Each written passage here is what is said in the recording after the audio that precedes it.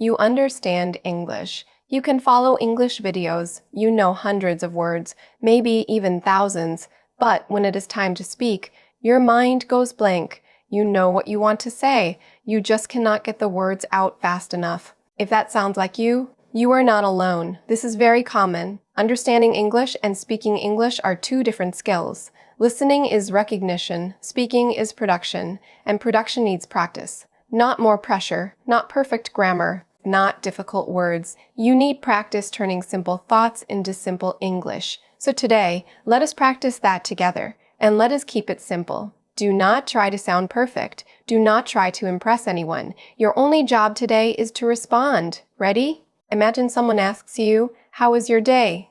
Do not build a perfect answer in your head. Just start simple.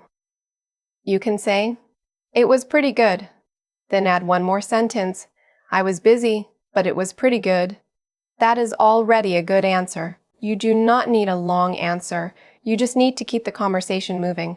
Now imagine someone asks, "What did you do this weekend?" You can say, "I mostly stayed home," then add, "I watched a movie and got some rest." Simple English is real English. Now let us try one more. Someone asks, "What do you think?" Do not panic. You can give yourself a little time. Say, let me think. Or say, "That is a good question." Then give a simple answer.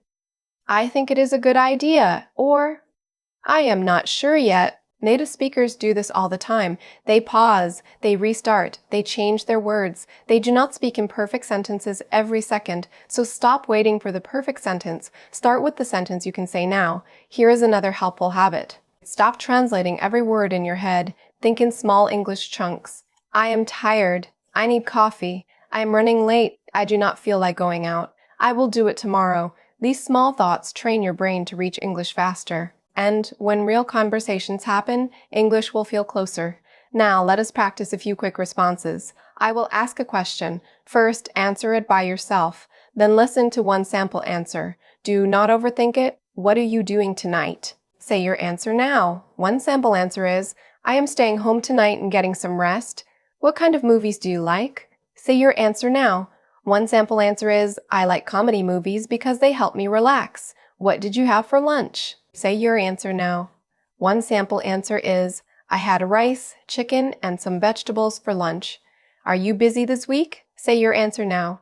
One sample answer is, "Yes, I am a little busy this week, but I am doing okay." Your answers do not need to be impressive. They just need to be yours.